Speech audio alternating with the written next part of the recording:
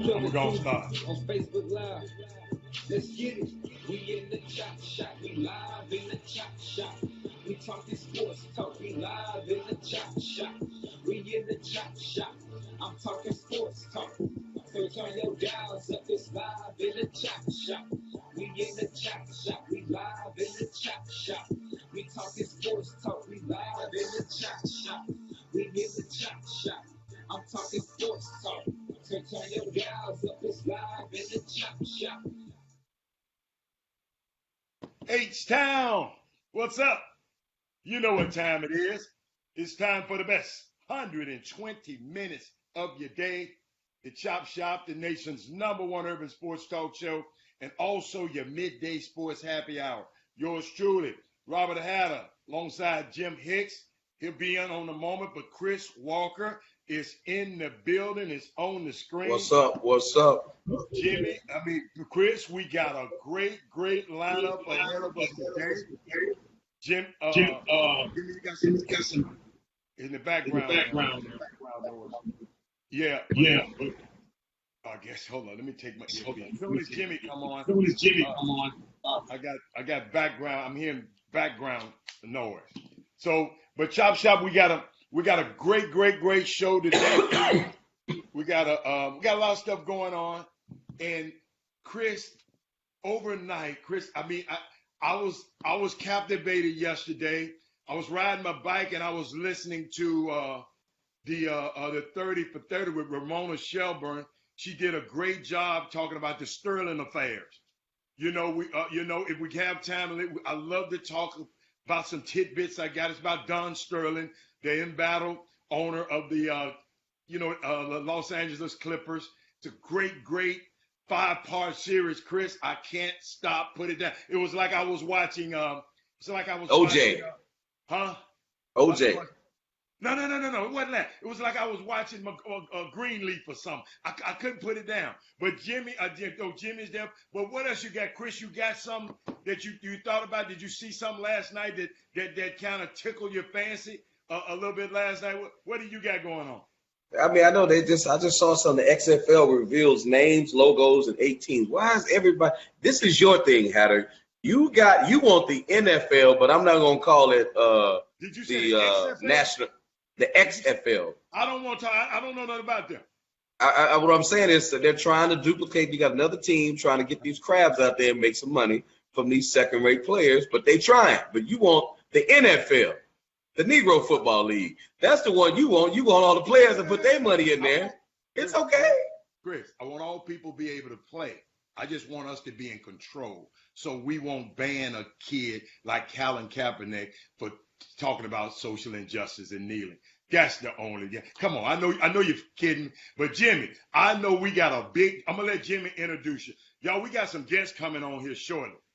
But Jimmy, I want you to introduce what's going on. I know, Chris, they're going to come on the screen. But it's something happened in Houston, Chris. I don't know if Jimmy, explain what happened and tell you. And then I'll let you know why we got to talk about this today, Chris. It's crazy. What you got, Jim? Well, on yesterday, the news actually broke while we were on the air for the Chop Shop. And that was a young man who's a 2-sport star, actually a 3-sport star. But he happened to win the state in the long jump. So, and he's a #2 wide receiver in the United States, I think, according to ESPN. His name is Damon Dumas, and Damon went to North Forest High School and transferred to Tomball High School, which triggered a district executive committee meeting, who ruled 7-1 in favor. Not in favor of him, Yeah. right? That's a shocker. Well, so then the next move was for the young man to file an appeal with the UIL, and that hearing was held on yesterday, and 7-1. Hold on one second. The vote was unanimous 6-0 against him again. But in that hearing, which lasted approximately 1 hour, it was a lot of things, a lot of accusations and hearsays that was shot over and across the net and back. But who was present was the kid, his grandfather, grandmother, his mother, as well as the high school coach from both schools got a chance to speak, and they concluded with a testimony from one of the nominal principals at a school that and also what's the issue? Why did the kid want to leave? What's the issue? Well, the thing is, in Texas, bottom line is, when you transfer schools, the thing is whether or not you transfer for athletic purposes. That's number 6 on the docket. Can I ask you a question? Can a kid transfer for educational purposes? Yes. Can a kid do that? So why can a kid transfer because he want a better education, but he can't transfer because he want a better athletic situation? Awesome. Explain that to me. I like that. Well, one of the things that understand, because the athletic is an extracurricular activity, which is a privilege. An education, academically, that is a right. Right. You have a right to get an education, especially in a public school. Okay, so if we're saying, so I'm gonna circle back to what you said, and I'm just gonna be the contrasting. I'm not disagreeing with you. I'm gonna give you the contrast. If basketball, football are extracurricular, why are we making a big deal over something that's extracurricular? The big deal should be made over the curricular part, not the extracurricular. I don't get that. Why does it matter? Oh, Lord, y'all got Patrick Truesdale on. I'm done. I'm not coming on this show. If Patrick Truesdale is on this show, it's a wrap. What up, PT? What's going on, Chris?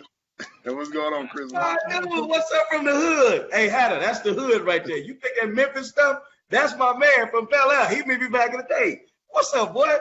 Hey, Patrick, tell Hatter I was a baller. Tell Hatter I was a baller back in the day. Had to be hating like crazy. I'm gonna tell you like this. Chris Walker was a hell of a ball player until he ran across the Malice and Martyrs. Chris Walker. Oh my God! Hey, hold up, Pat. I got something for you, Pat. I got something for you. I had Joe Stevens on the show last night, right?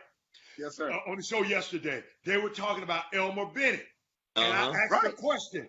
I said, Chris Walker or Elmer Bennett? They said, man, don't even mention Chris Walker's name when you mention Elmer Bennett. Man, please. Man, I'm gonna tell you like this. That dude is right. This dude dropped 40 on us. Elmer Bennett, it wasn't even no comparison. But that's the question. What happened with? Hold on. What happened with Chris Walker and Elmer Bennett? Hold on, Pete. What happened when they went head to head at Bel Air High School? When they went head to head? Well, did y'all go head to head when you was at Villanova, Notre Dame? No, because we would have killed him there. I'm saying when he was in high school dropping those 40s, we went head to head at Bel Air. I took that L and took that head. What are you talking about? Hold on. And I wasn't a gunner. I wasn't a gunner. I was a team player. Hold on. Hey, Jimmy, please take control of the show. Because Chris I'm just saying, I wasn't a gunner. I mean, come on, man. I could have scored 50 a game too and lost every game. Chris, we're gonna get off into the basketball component, but first we got Patrick Truesdale joining us, and he's one of the foremost authorities in the sport of high school football around Greater Houston. And I think by when I'm mistaken, that's his magazine, that's his service, and he offers a lot of the college coaches nationwide subscribe to his services, where he provide intel on the high school football prospects. Pat, how long have you been doing the Bayou City Preps? We exist 05, but I've been in the business for 19 years. Wow. 19 years. Yeah. Wow. Seems like yesterday, man. And I'm telling you. Now, on yesterday, we're going to be joined shortly by someone else on the topic, but this topic of the day is the young man, Demond Dumas. And you definitely had him under your radar, and you know this young man as you should, probably from the football ranks. Where did you have him ranked? Do you have rankings for the football players? Yeah, I mean, we do our rankings with our magazine, but we do our rankings, period. That kid is ranked, that's the number one player in the state. I mean, no disrespect to Zach. Everybody pumps Zach Evans up, but Demond Dumas is the number one player. I'm going to put it like this, Jimmy. Demond Dumas is no brain. He's the number one receiver in the country. But the kid also could be the number one player in the nation. You know, that kid is very special, 6'4", could jump, high double jump. I mean, I first watched the kid run track at TSU Relays. I was impressed with that when he was at Forest Brook Middle. But the kid is a freak of nature. I mean, actually, we had a lot to do him get his first offer because Kerry Dixon from Houston, went to Booker T, was coaching at Florida and gave him his first offer at the University of Florida. But the crazy thing, the kid, I was telling Robert earlier, the kid didn't even know what an offer really was. You know what I'm saying? He wasn't aware. He was so raw, just overall, what's going on, where his future is. Because, he didn't even know a lot of things he didn't know. You know what I'm saying? And so he started getting mature and realizing what's going on with the offer. But I just hate to see the kid get in this situation. Coach Terrell, the head coach over there, like he said, he told me personally, it's like if this kid couldn't play, they wouldn't be trying to come get him. You know what I mean? And he did a lot for him. It don't matter where you go, it's what you do. And like I told the kid, I said, he was telling me he was going to transfer, and me and my business partner, Ellie Mitchell, we told him, we said, don't do that. You're a high-profile kid. I said, think about your community. You the first kid. It's a lot of kids come out that community, and we all know are ballers. But a lot of them leave. They quit going to North Forest. He the one that stayed because a lot of those kids go to the hikes, go to the North shows. And I said, it hasn't been a kid out that community been highly recruited since 01 when Johnny Jolly and Lawrence Vickers and them was at Forest Brook. I said, stay over there, and you're going to let the community down. And I said, you're too much of a high-profile kid. And everybody know your background, what's going on in your background in your household. It's not going to happen, son. It's not going to happen. I said, if you're going to leave, and I don't want you to leave, you shouldn't leave, but the only way you're going to play unless you go to IMG, unless you go to a private school. You know what I'm saying? And that's not going to happen because, you got to have top grades. What bothers me about listening to Pat saying is that it never happens the other way around, Hatter. You know what I'm saying? The kids that are in the Bishop Gorman, the real nice neighborhoods, we never have to deal with them transferring to North Forest. The rules are made for the guys from North Forest who are trying to transfer to North Shore and quote unquote a better situation for themselves. You never see kids that play at Villanova transferring to Grambling. You never see that. So the rules that and Pat, correct me if I'm wrong, the UIL, how many times does a kid actually ever win these deals? I know about several that have tried. I don't know one. Matter of fact, I remember the one, Jimmy, a long time ago when the kid said he was homeless, he was this, he was that. They still didn't care. They still ruled against him. The basketball kid a while back that you went to help out, Jimmy. You remember that one? Well, I mean, I remember a couple of them that been ruled against, but the key is you have to realize it's a trick to it. The art is you have to prove that you did not move for athletic purposes. Why does that matter? Because why is that rule in place? But why? Why is that rule in place? We just saw the NCAA change the Rich Paul rule. I know you hate to hear that. And they say, you know what? We made a mistake. Why can't the UIL change their rule? What is this rule that says that you cannot transfer for athletic purposes? Why? It's an extracurricular activity. They tell a tennis dude that? They tell a backgammon dude that? Walker, but you gotta understand. But y'all guys gotta understand. UIL is worse than the NCAA. They got strict rules. I agree. But why? Why? But here's the thing, though. You got, like you said, that kid. He left his inner city school to go to suburbs. First of all, the kid came to North Forest with bad grades coming from Forest Brook Middle. Okay? Coach Terrell and them did a hell of a job, and the principal all came together and helped this young man out and get his grades together. But something that we get away from us as black folks is called loyalty. And what happens is a lot of these kids take bad advice from trainers. The parents don't know no better. They be uneducated, they listen to them. And then they get influenced. And some parents, they got bad decision making. That's all that is right there. So you saying him going to North Shore is bad? Going to North Forest? But no, leaving North Forest to going to North Shore, that would be a bad decision? No, I thought North Shore was a powerhouse. Leaving North Forest going to Tomball, that was bad. Even if that kid had a chance to go to North Shore, that's still bad because what I'm saying is, like I said earlier in the show, this kid coach did everything he could to look out for him because the kid grades wasn't even the best coming in high school. So Pat, I'm gonna flip before you make that point. I'm gonna flip on your head. I'm gonna flip that argument on his head. You said when the kid got there, They did everything they could to get his grades right, right? But you Yeah, also but you also made a point earlier that if he couldn't play, right, Tomball wouldn't be coming over there.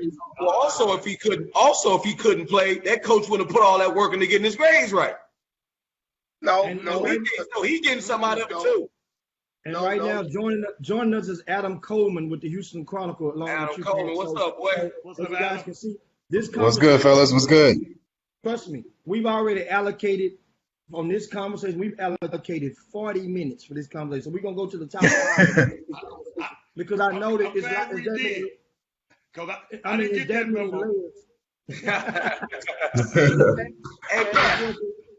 So Pat, Chris asked you a question. You were saying. Well, Chris saying if the boy didn't have, if he wasn't the star, he wouldn't make sure. Every coach gonna have their favorites, and you know that as a coach too, Chris Walker, you gonna take care of the star player. But a lot of coaches Yeah. take care of players. You're period. right. But come on, Chris will.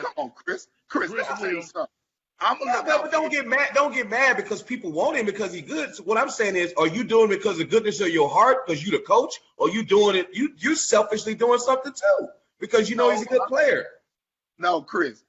See, you went to Millville, you wouldn't understand. I went to Madison to a black school. Okay? So the thing what you gotta understand is this. At my school, we had our coaches looked out for us, and we had our teachers looked out for us.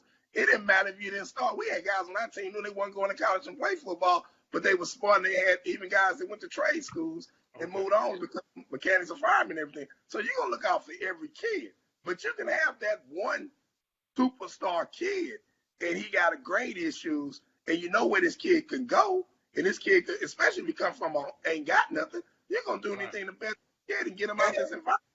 Okay, so you did your part, and he want to go to Tomball. Let him go. Now, You did your okay, part. okay, but what you gotta understand, Chris, he could have still signed out the UIL, could have said transfer for athletic purposes.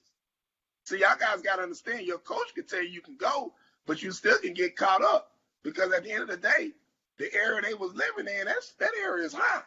And then people look at everything. They take pictures. I mean, listen, the boy played quarterback with the quarterback, the Hunter kid, and Tomball. They played fast together. They played 7-on-7 together. 7-on-7, And he wanted to right. play with him. And Right. they got a close relationship.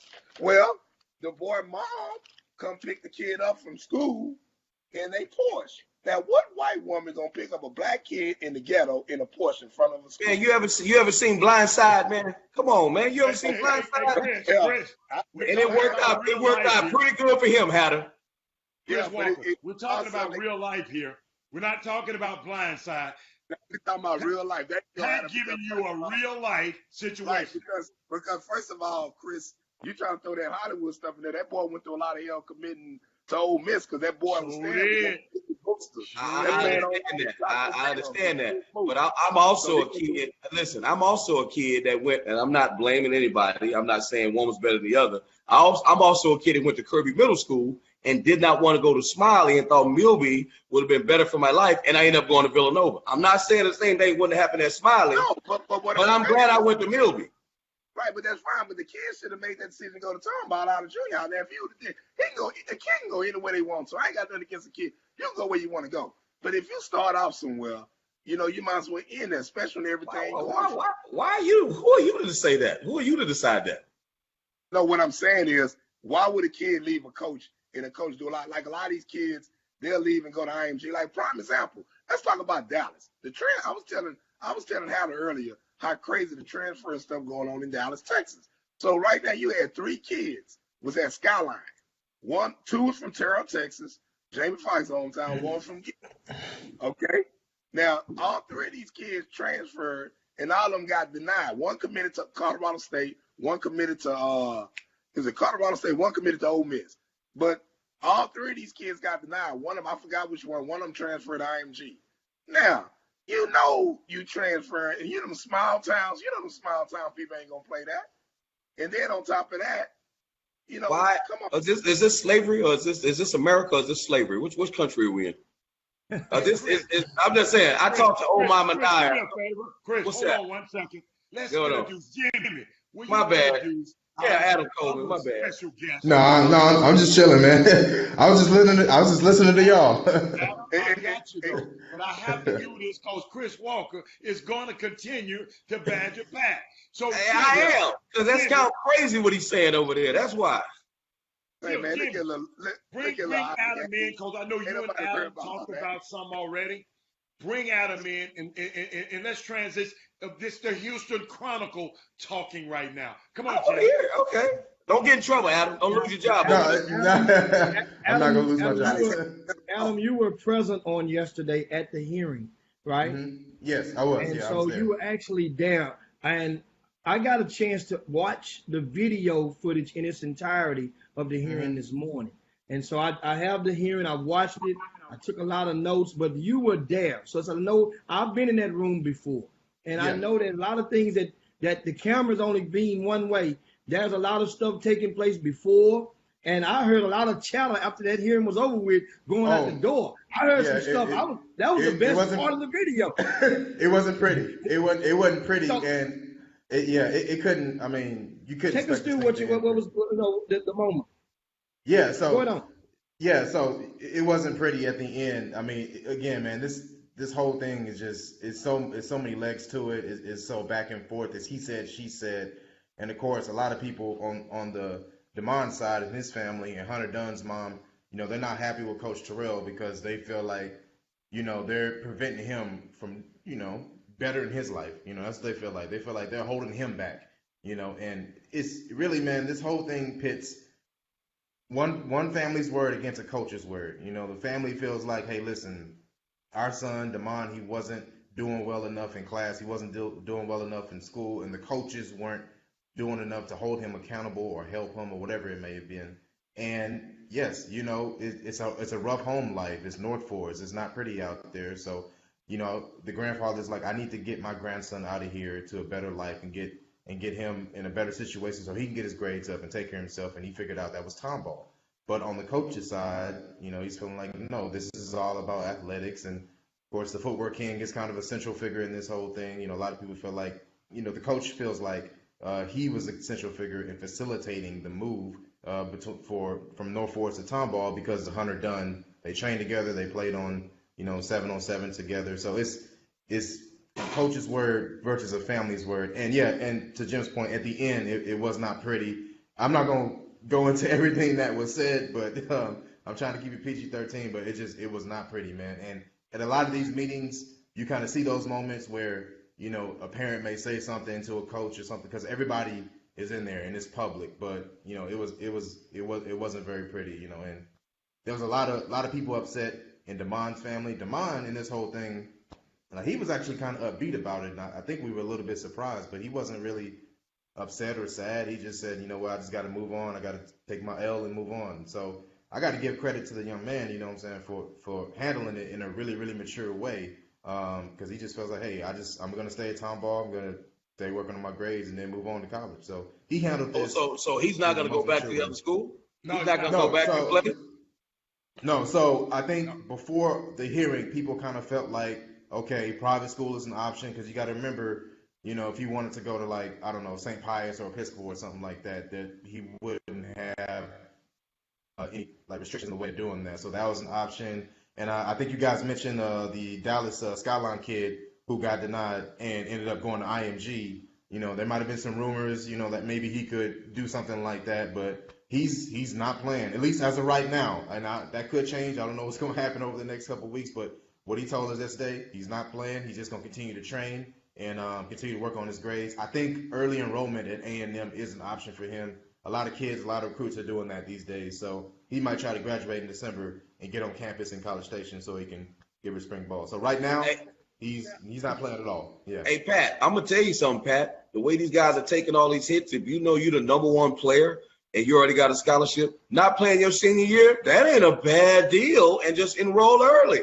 Yeah, Do he it, already play said. for what? That's the way. said. That's the way to stop this stuff.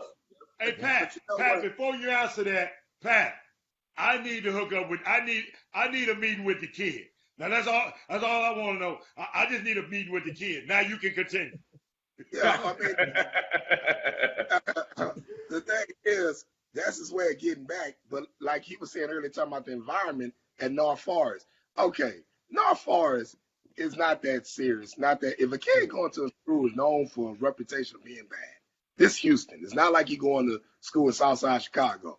They protected that boy over there. It wasn't that bad. 100 of them parents, all they trying to do is use that black boy for his so their son can get a scholarship. Man, That's something all. wrong What with they, you, man. Come on, what Pat. they, I mean, that's being real. Hey, man, Chris, you wouldn't yo, understand. Chris, he You knows understand. the story. Keep That's going, being Pat. real. So the kid Hunter Dean is not a D1 prospect. Hey man, the other kid, well, how many scholarships he got? Hold I don't on. know. I'm asking. Chris. You. Okay. Yeah, No. he's got a Temple offer. So he's got a D1 offer. Yeah, he does. Yeah. You know how Guess what I learned? Hold on, Pat. Guess what I learned about Temple today, y'all? What's that? The Temple, you know their mascot. The mascot is the Owls, right? From Philadelphia, right? Right. You know where they got the owl as the mascot? What? Since you brought it up, because it used to be a night school. Oh, that's why Villanova be beating up on them like they do in the Big Five. But keep going, though, I just want to throw that in there. Go on, Pat. Go on, Pat. Yeah, I mean, everybody try to jump on the bandwagon with a lot of kids recruiting, and Jimmy know this. They try to get a package deals or whatever. Okay. And to me, that's all that was. Okay. That wasn't number the package. That's It is. yeah, The yeah. Hunter parents gonna dog Terrell out, but Terrell was telling the truth. And Hunter and them gonna try to throw that bad environment in there. That kid ain't wasn't getting in no trouble. Okay, Will Jackson and Xavier Howard, 2 kids went to Wheatley in the NFL today. They started at Wheatley, they left at Wheatley, and those boys was protected. A lot of times kids are very protective in the hood because people they're gonna look out for them at school and when they leave there. Yeah. That boy was What you say, Adam? Yeah, no, I was just gonna speak on what Pat had said. That's kind of the other like central thing in this whole thing is Coach Terrell's kind of claiming that, hey, college coaches have been telling me that Footwork King is shopping Demond and Hunter Dunn as a package, and then when that was public in the meeting. And Jim, if you saw it, I don't know if you watched the whole hearing, but I saw that. yeah, so yeah, that was public in the meeting, and I had reached out to Rashad. I don't know him very well, but I had his number. We had texted a little bit. I just felt like if something like that come out, like, you know, I got to give the dude at least a chance to respond Yes. to some of those accusations, and of course he did. And you know, earlier- go ahead. I'm sorry. No. Yeah, I was just saying, yeah, you know, Rashad. Some coaches, he might be a controversial figure. Some coaches may not like him because they feel like, you know, he's kind of that this is the kind of stuff that happens around him. But, you know, he's a guy that's like, listen, man, you know, I train a whole bunch of kids. I train NFL guys. You know, my name is always getting thrown unfairly into this stuff. So, you know, that's a whole other story. You know, he feeling like he has to defend himself all the time when stuff like this happens, you know. Yeah. Only thing I got to say is this. If you're going to be a third party, be a good, smart third party. That's all I got to say. Don't be a dumb and be arrogant and try to, you know, that's all I got to say because UIL is something else. UIL could do their investigation. UIL could set a rule for that one particular third party. And they could say, Hey, Pat, who polices the UIL? That's what I want to know. Who Who's what? polices them? Who polices the UIL? They got some power in this state, man. They got some power. And seem like they win every time, especially when you got to think before you do it. All right, I'm gonna use a prime example.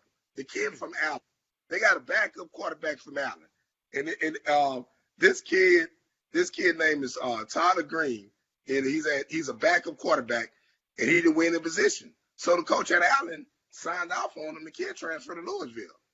So and the kid's playing, and I can understand a situation like that, but they still will investigate. The UIL will. So you got to know what you're doing. You got to do things a smart way.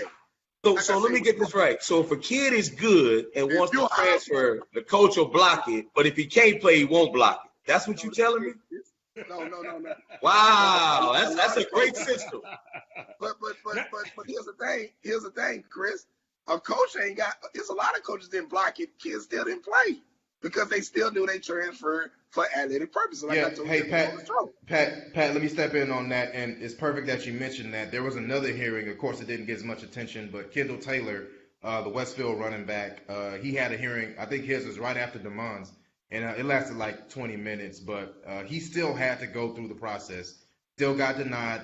He transferred from Clown Oak to Westfield, and he's got a couple major offers: Texas Tech, SMU, and he still got denied by the district executive committee. He still had to go to the state, and that was with a letter from the Clown Oak coach, Jason Glenn, that said, first words in that letter said, Kendall did not transfer for athletic purposes, and he still had to go through the process. That's He's still, that's yeah, no, yeah, he still there had ain't to no go through it. fairness. Yeah. So there's no fairness there. Yeah. It's ridiculous. So, how many Hold on, guys. Hold on. As a result, that young man from Westfield got ruled eligible. So yeah, he he's came- clear. He's clear. Yeah, he was clear. So, Yeah. just so you guys know, I pull the numbers for you guys. On yesterday, the UIL had 7 that were involved here in 7 different cases, 7 or 8. 3 of those got approved. So it's not like, Chris, like you think. Everybody that goes there does not get hit upside the head, but the chances are against you. You have to prove that you did not transfer for Jimmy, athletic purposes. Jimmy, listen to what you're saying. First of all, I want to know those 3 and what sports they played before we say that. Second of all, it's all football right now. I think it might have been about, but it's all most of the football right now. all right, well, I still want to know those. I want you to say those names. I want Pat to respond or Adam to tell me who those guys are. The next point is, if the coach says, again, he's the coach, he did not transfer for athletic purposes, who is the UIL to say he did? Man, So listen, they got a kid. how did the other guys win then? But Chris, they got a kid right now at Yates, and my man from the crowd don't know about this. They got a kid right now at Yates. He committed to TSU, transferred to Marshall. That's the controversy going on right now. Yeah. And they know that kid. And he's going back. He's going back to Yates. He's going back to Yates. Yeah. Pat, Yates. Say it he again. left Yates. He left Yates left. and went to Thurgood Marshall, stayed in school one day, and now he's checked out of Marshall, and he's checked back into Yates. That's Darryl Yes. Brown, the young man you're talking about. He's committed to TSU. He's back at Yates now. And you know what? And I wrote about it yesterday in the VIP news on RCS Sports. The athletic director in Fort Bend ISD, because of all of the flack, that's like the 3rd kid in 2 years that Marshall High School had attracted from HISD. So the AD says, you know what? We're not going to fight this at all. If you want to go back to Yates, cool. We're not going to get, because the relationship between the 2 ADs would start to sour, because it would look like you're allowing this to happen. And understand. So that's a really intriguing thing about the kid at Yates School. This is a young man. I've learned that his brother, that didn't come up and that was something that they should have hammered in the hearing on yesterday with Demond Dumas. His brother was shot and killed in a drive-by. If I'm not mistaken, it happened right up the street at the Walgreens around Chitwell and Homestead, Chris. His brother was shot in a drive-by last year. That's the in the crib. fall. Understand? In the fall, last year. So, and meanwhile, he tried to stay in the school. That was a reason right there that you could have used as transferring, not for athletic purposes. But they went through the other stuff. And one thing about it, I learned, and you mentioned it earlier, a lot of you guys on the feed, I saw some of the comments. Kids, bottom line, people have to watch what they say when you're trying to transfer. Your social media, if you're going to transfer and you got a kid out there that's thinking about leaving, I suggest you cut their social media off. If you're a parent, watch what you say when you go into that office on that one last visit, when you think that you ain't got to see those people no more, and you're like, the hell with y'all, my baby finna go over here and win, or whatever you're gonna say. You better watch it, because they're taping your ass. So let me ask you a question. So this is funny. We don't have this conversation when it comes to academics, but everything for this extracurricular. Last time I checked, coaches are getting stipends to coach. They get more money to teach. But yet we're sitting there saying the UIL has that kind of power. If a kid wants to transfer for academic purposes, nobody says a word. And ain't nobody transferring down for academic purposes. It's only because somebody want to win a state championship that everybody is tripping or win a district game. Chris, Well, I mean, stop. it is what it Chris, is. Chris, We need a transfer portal for high school. Let's get a transfer portal. That's what we need in Texas. Chris, I'm gonna ask you a question, Chris. I'm gonna ask you a question, and everybody has to come on this. Yeah, sports catch attention. Sports make you money. Do you think if you got the smartest kid in the school and he taking a chemistry test to get in Yale, how many people you think gonna show up to that room or to the stadium? Zero. How about this though? I know. How about this? I know if that I'm kid. just saying, I know if that kid. Hold on. I know if that kid go invent an app, he can build 25 schools in that city if he wanted to. Because you know these rotten athletes ain't gonna do it. Okay, but my point I'm saying is What people you like just say? entertainment. People, Chris, that's not a good scenario. You should have left that in your mind. That's a great scenario. I want no one athlete giving money back to any school to get the HISD. Anyway. Okay. Yeah, But Jimmy Hicks. Anyway, as I was saying, for a kid, this is sports. This is like college, like the man said in the program. That's why, like, high schools make money on sports just like the colleges. So, first of all, Negative. They're gonna get that attention. So you can sit and talk about that. But I thought you told it was extracurricular. I thought you told me it was extracurricular, Jimmy. Jimmy said extracurricular. Yeah, Football is certain an kids- extracurricular activity. So if it's extracurricular, why has it got to be such a vast decision? If it's I thought academics was the key, was the main thing that we should be emphasizing, Hatter, in high school. I got a question, Chris. And we talking about one kid. How about this? Hatter, we may be talking about one kid out of 3,000 in one of these high schools. Chris, I- If you got a kid, if you got a, hey, you're making hold on, Pat. You're making a lot of innuendos about the UIL. What are you saying? Oh, really? I just want to know, what are you saying though? Should we disband the UIL? Well, tell me, what are you talking about? All I'm saying is, whining about it. First of all, I'm not whining. I'm just calling attention. I'm calling attention. Hold on, let me finish. I see a lot of people. I agree with Chris. Why you hating? No. I'm addressing because they valid. But I'm trying to say to the people on the Facebook feed and Chris Walker, what's your solution? Disband the UIL and just have it. How about this? Yeah. I want to know how many people of color on those deals. I want to know if there's a guy like Adam on there, a guy like Pat Truesdale. Who are the people that are making these decisions? Let's put their names and pictures on the Facebook feed. What So, you got, Adam? Chris, to answer your question, there is one black man. Of course, only one, but keep going, though. He's probably but no, Clarence so- Thomas. He's but- probably Clarence Thomas. That's his name. See, No, y'all, but y'all to got- your point, Chris, to your point, some of the Chris's point, some of the criticism of the UIL is, man, it's people making these decisions that don't know what's going on in the sunny side, that don't know what's going on in Trinity Gardens or whatever it may be. People that making these decisions that don't know what these kids are going through every day. But Hatter, to your point, that's the biggest question. This is the biggest question in this whole thing. Like, is the rule, can the rule get better? The transfer rule, is it broken? Is the system broken? What is the solution? Because it feels like something is missing, something is messed up, and something has gone wrong. So what is the solution? There's got to be a restriction because, you know, some people feel like coaches especially feel like there's got to be a restriction. Something, But you know, we just Adam, can't have it Adam. open. But yeah, go ahead, Pat. I'm sorry. Adam, I got a question for you. What's Y'all that? keep taking shots at Sunnyside, Trinity Garden. Well, let's take the shots at even Tomball back in the day when there wasn't number one black person on the team. Let's talk about the schools where kids was at them white environments and they ain't wanted to leave because it was racism going on, politics, booster cards playing, and you had coaches wouldn't even release them. So it goes Yeah. both I sides. think it cuts both It ways. do, it I do. agree. It cuts both Yeah, absolutely. ways. I agree. Yeah, absolutely. I agree. Yeah, Absolutely. and But it's see, just the thing is with Chris Walker, a lot of people gonna agree with Chris because what crazy black folks ain't controversial like Chris? So all the people come in with Chris, they don't know what the hell they are. Okay, I don't know, go on the business. Because at the end of the day, a lot of these parents and these kids get bad influence. Period. No matter what environment they're in. But And everything Pat, is so you what's saying it never works out better for him? So what's wrong with a kid? Listen, I grew up in the hood. You know, I grew up in that area where Jimmy talked about his brother got Oh, shot. that was You middle grew up- class back then. That wasn't. No. That No, it was. Hold on. Y'all had to walk in the How park about back this? then. How about this, Pat? It ain't middle class now.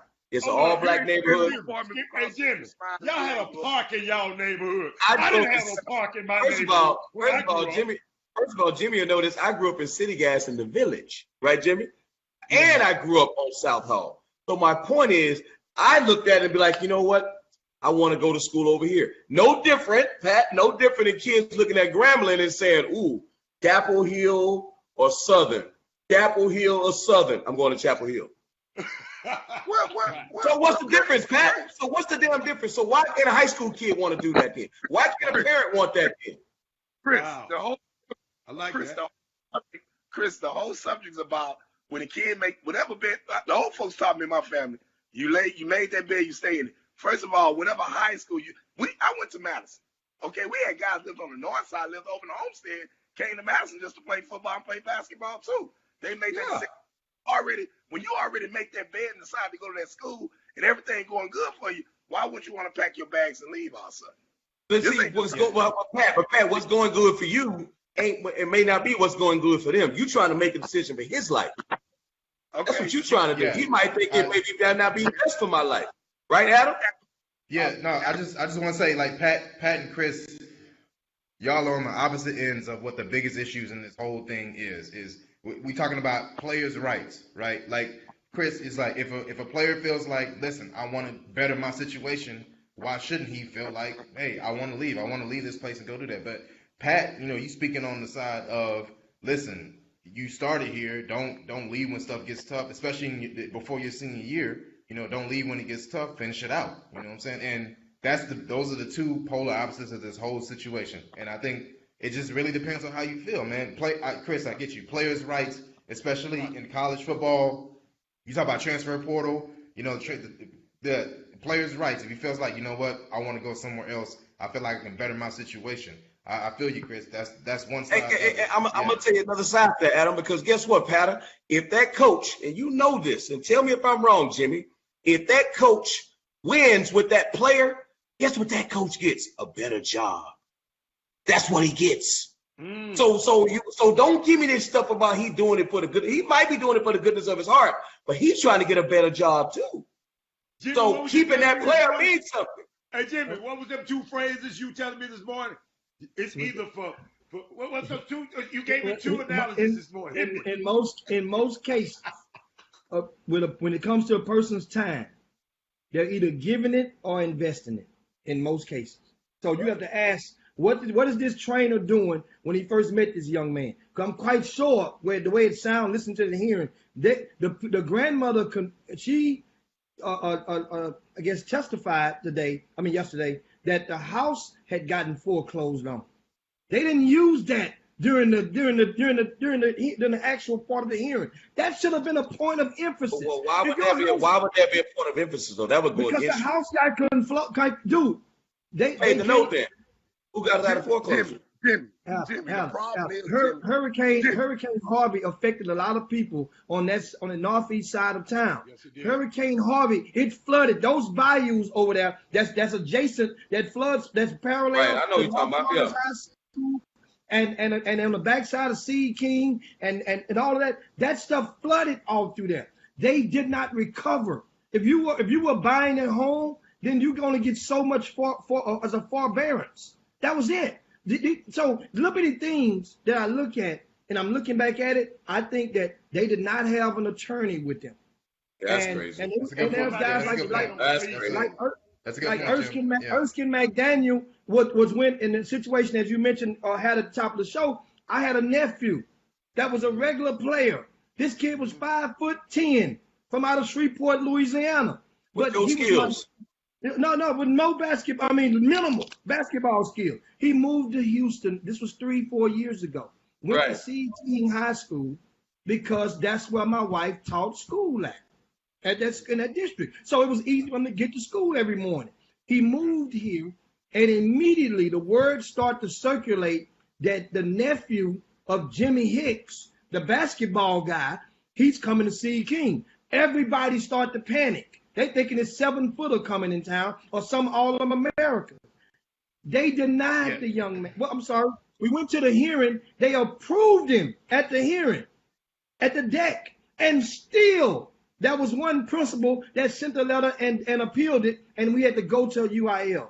We went to UIL, and that's when, and I didn't even know how bad it was. When that young man got up and made a testimony, I'm telling you, there was at least half of those board members had tears coming out their eyes because he explained to them he survived two, not one, but two drive-by shootings. Understand, this is real life in Shreveport, Louisiana, talking about gangs. Every one of his cousins have been in jail. 3 of them are killed, of my nephews and stuff right now. And he had to get away. But Jimmy, why does that have to be the story to get approved? Goodness gracious. Yeah. So what you saying is I got to be like Ice Cube, live in Compton, get struck by the police. That's crazy to me. Jim, to Jim's point, I think the word here is optics. It's like what it looks like. Now, I'm going to compare Damon's situation to Malik Hornsby's situation last year. If y'all remember, he transferred from Austin to Fort Bend Marshall. Now, the thing with him was, in his neighborhood, he witnessed a drive-by or some kind of violence. And I believe, if I have to go back and remember, but I believe they brought the police report with them to the hearing. And he ended up getting cleared.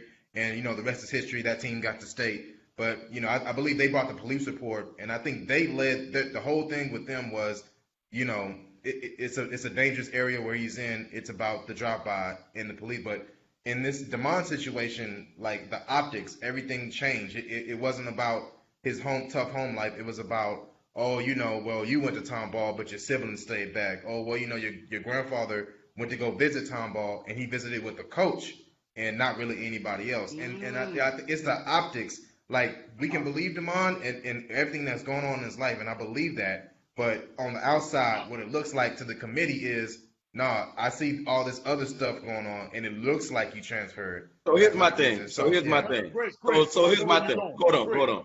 In the favorite words of Anthony Wester, I think we need an expert from the UIL. The UIL. Oh, they will not come on the chop shop.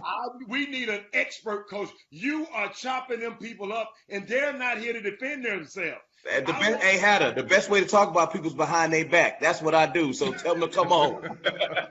Yeah, but Jimmy, Yeah. But Jimmy, I agree with you saying, because what happens is people think they just can jump and transfer. But you're supposed to have a lawyer, have all that stuff. If they had all that paperwork, it could have been done. You know what I'm saying? But Pat, can we get away from the premise, Adam, y'all help me, that unless a kid has a story like Jimmy had, or a kid got a drive-by in the neighborhood, like that's the only way he can transfer. Yeah, you're right. That's wrong. No, you're right, Chris. That's wrong. Yeah. Chris, you're winning me. You're winning me over now. Keep going. Of course I am. Good talk of walk. Keep going. What's up, Pat? What's up? Adam, you remember the story with Jalen Darden, the kid playing in North Texas now, was going from Ike to the Heights. And remember his brother had a special illness. They had mold in their apartment because, like you was talking about earlier, they had the flood over there in Greenspoint. And that kid had everything. They still won't let that kid play. They denied him. Yeah, man.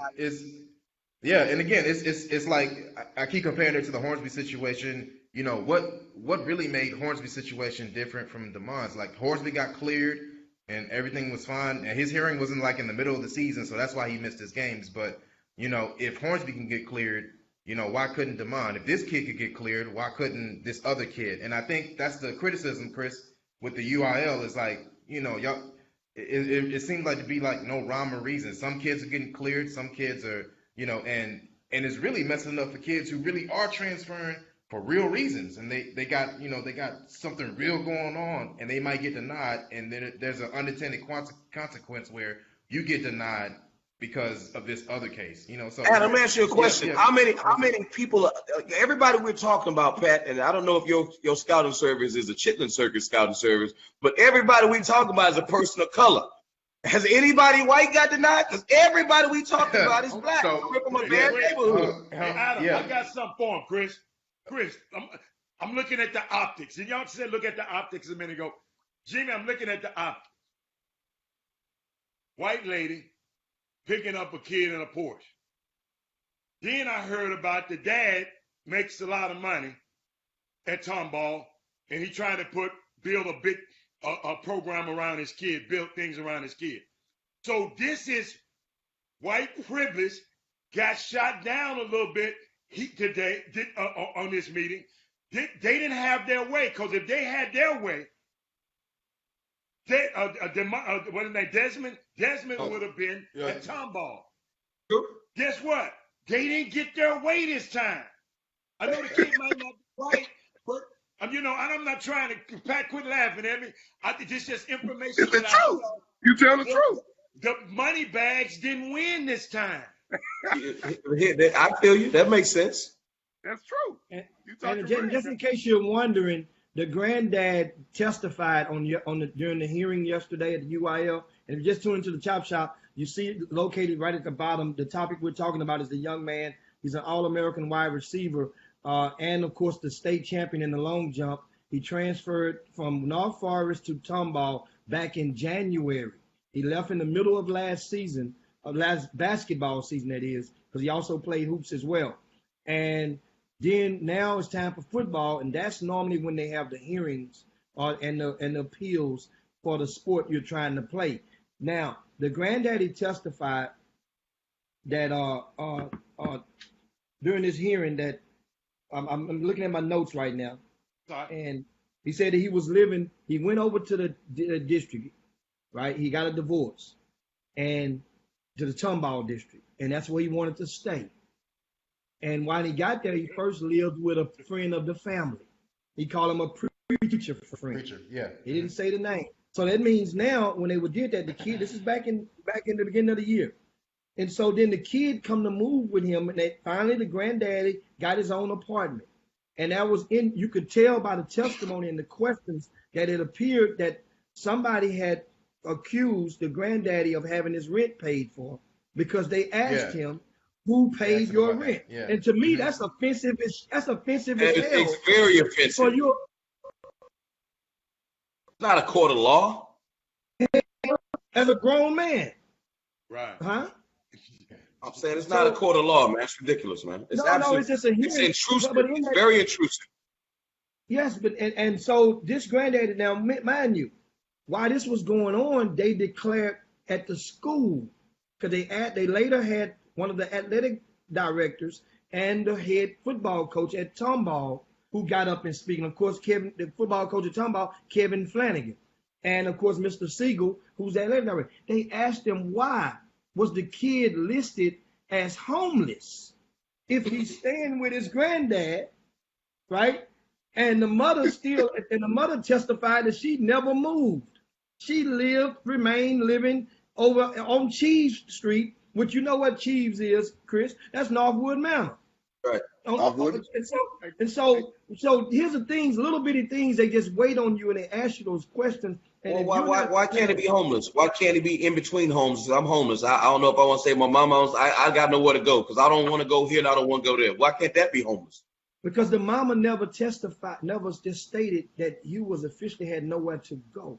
Homeless. He was his status. That's what they tried to deem him as. But it was a question mark because the granddad had said that the kid was staying with me. And so if you're home, so this is why it was like they kept asking about that, and that means it must have came into play. What say, Pat? See, Chris gonna ask why they do the white players like that.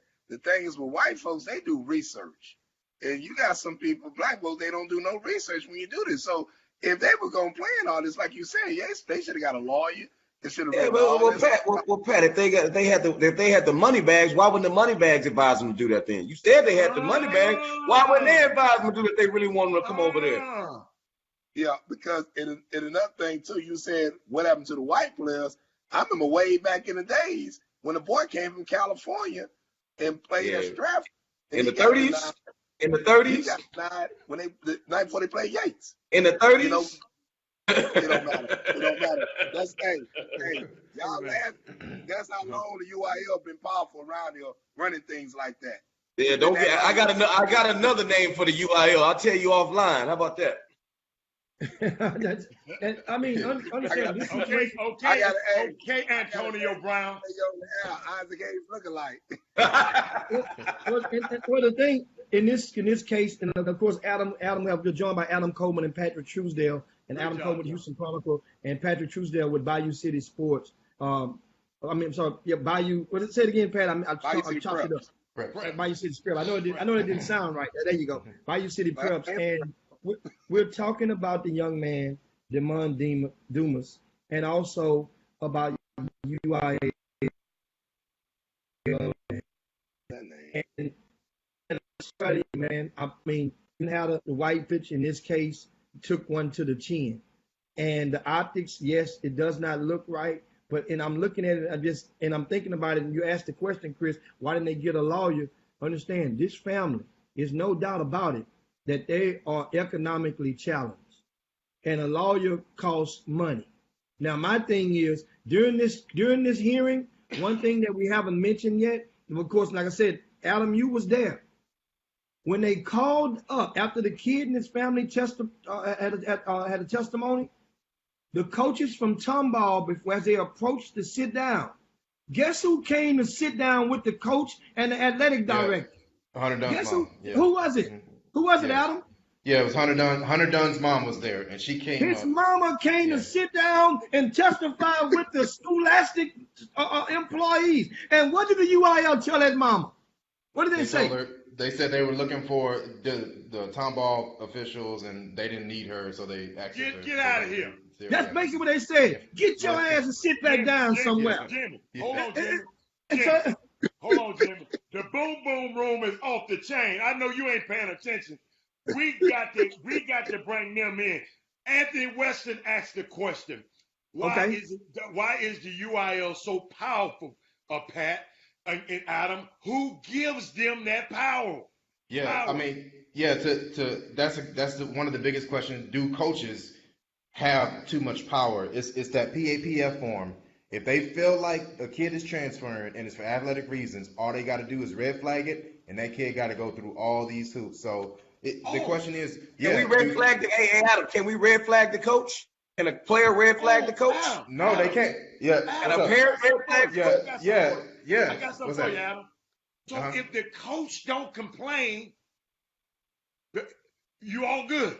No, he just said the No, kid from well, it said, no. In some cases, yeah, if the coach don't complain, you still might have to go through the situation. Yeah, it might be a principal, it could be anything. You still might have to go through the DEC committee to prove I'm not transferring for athletic reasons. So it doesn't exactly put you in the clear, but more often than not, these coaches are red flagging that form, and that's all they got to do is just red flag. Where does So power do come from? Where does Yeah. the power?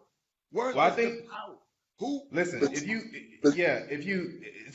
the UIL technically works for its member schools, right? Mhm. So ain't nothing gonna change unless the schools feel like, hey, this is a problem, we need to address it. Like the NCAA. That's right. Yeah, exactly. Yeah. So Coach- that's the thing. So coaches, and I think if you talk to listen, Texas high school football coaches, and y'all all know this, Pat, you know this, like it's a fraternity like no other. Yes, sir. They Yes, sir. believe in the old fashioned way. You guys hear a lot about straight line recruiting. You hear that term a lot these days. They believe in the old fashioned way. They don't like the AAU, I guess. It's type. coming. Yeah, It's coming, yeah. Adam. It's coming. Yeah, it's Whether coming. they like it or not, it's coming. Whether they like, yeah, but they doing everything Coming. they can to stop it. They doing everything they can to stop it. So when you think about transfers, their ideas are, listen, we hate these kids transferring. Because Hey, Adam, I remember kids, a when rule things like that. When things don't go your way, just run away. Yeah, Adam, I remember a rule that. like that. It was called the reserve rule in baseball. Jimmy, you're Yeah. a baseball guy, which means that once I had you, I owned you. I was on a boat not long ago with Omar Minaya from the New York Mets. Yeah. And I said, well, why do black players, why all the people of color come from the Dominican Republic and all that and not from the United States? It's because they don't have to go through red tape. Once they get them, they own them.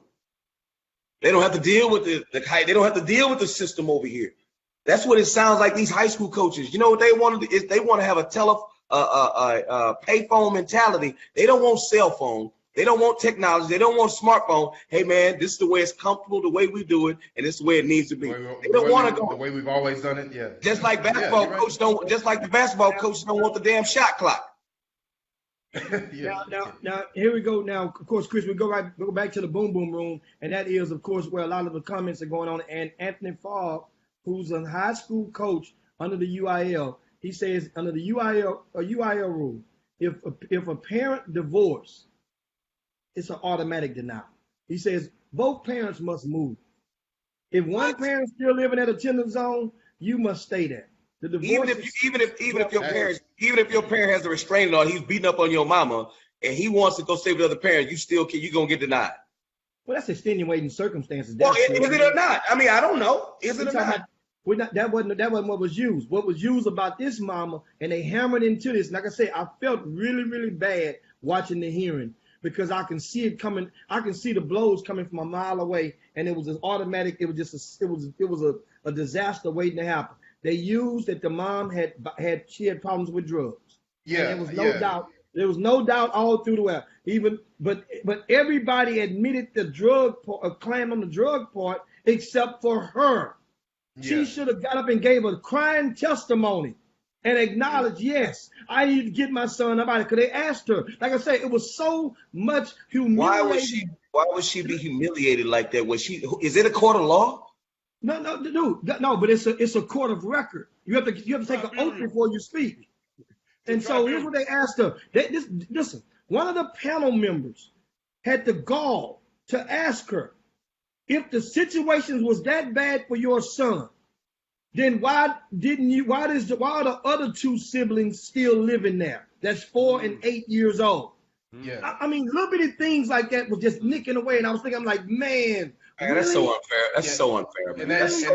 And Jim, that what you just said right there, that might have been one of the biggest things that led that panel to unanimously denying them. It's like, well, if Damon could go, the other two could go.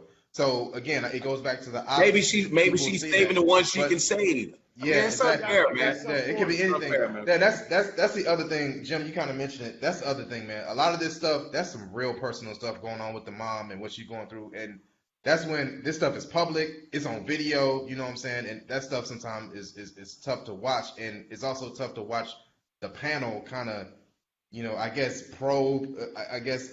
A lady going through a situation like that where it's real personal. She's been through some things over high school football. Come on, man. and those are some tough questions to ask, man. And there's a line here that kind of gets across a little bit, Yeah. Go ahead, Pat. I'm sorry. Well, like I told Hatter earlier, that you're a star player. Everybody gonna know your background, your business. I don't know the whole story of this. I know, Jimmy, you can tell this better than I can, but that just like was a big controversy when LeBron was in high school when he had that Hummer. Everybody knew he come from a single home. He didn't have much. Well, this kid here, everybody knew his mom problems, uncle. It's a lot of problems, substance going on in that kid's family. And you moving out there in that area out there, so it's obvious what's going on. And the UIL they know everything. They know everything going on. They knew everything was going on before that kid even transferred. Hey, Pat, what kind of household that kid come out of? It's unique you said that, because when I watched it, it was some of the UIL members on their phone, weren't even paying attention. They was just doing like they already know they was gonna vote against this dude. Right. Chris, I mean, they was sitting up there. Okay, all right. Dang, man, we need. It's ridiculous, man. We need checks and balances, man. Yeah, and Pat, you had mentioned this earlier, and it's something I think is important. But it's like when parents and families go through this, how many of them you think have the education or know what's going on? Like nobody pulls. I don't think a lot of people pull parents aside and tries to teach them and let them know, like, hey, here's how this transfer stuff works. Here's the rules. No. You know what I'm saying? I don't think enough people pull them aside. You know what I'm saying? Adam, that gentleman at the bottom of the screen right now, Pat, Jim Hicks, and those two guys right there, Chris Walker and Jim Hicks, over the last 3 years we've been on this show, I promise you, I've learned a lot of things about transferring. Yeah. So the information is out there, but somebody needs to tell. That's why we actually share the show. Yeah. Right. Somebody got to help these families out, man. Somebody got to show them and teach them. Yeah. Mm-hmm. Here's one of the pieces. A year ago, I gave, and somebody mentioned it in the Boom Boom Room. I gave you guys. We talked about this topic about transfers during basketball season last year. And I explained, because a lot of people just really don't understand. And Chris, there's a trick to it. There's always tricks that you can get. And that's why some people, you notice some schools, kids transfer transfer to a lot, and they hardly ever get ruled ineligible. You know, Yeah, hold on, like back when Snoop was at Dallas Kimball. You think about all those kids that came to Dallas Kimball. You know, hardly none of them, not many got ruled ineligible. You look over at schools like Yates, and you see, well, how they know they never get ineligible at Yates, but they study. So here's a trick. One trick. Number one, first of all, your parent needs to move.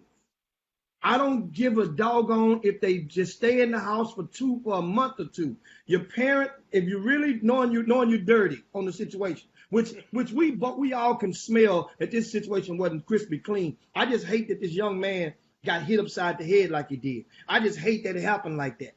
Now, if you go your parent move, number two, it's the P. If I'm not mistaken, the PAPL form is for the last school that you attended. Follow me this. So that means if you went and checked into Legacy Christian or Mount Carmel, checked into that school for about a week or two. That won't work. That wouldn't work. How the hell you saying it don't work? I'm telling you what you can do. It has worked. He's right. He's right. You can leave and take 15 days. Name a kid it worked for. Name a kid it worked for. And the only way you go, that's your last school. Name a kid it worked for that was a good player.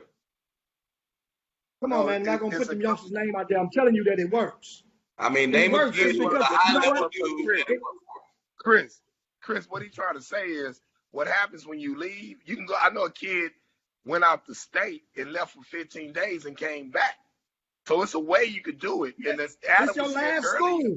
Hold up. Adam just said a minute ago they will still deny you even after the case. No. If it's a way to work around things, Adam said a point earlier, if these parents was educated. The problem is, Jimmy been in the situation before, I've been in the situation before where I had to tell parents and break it down to them about the transfer rule. But the problem is some people listen to the wrong people. They not even educated on it. Trainers and all that, they not even educated on it. Nice. Right now, my kid was at Chavez and he wanted to transfer to Manville.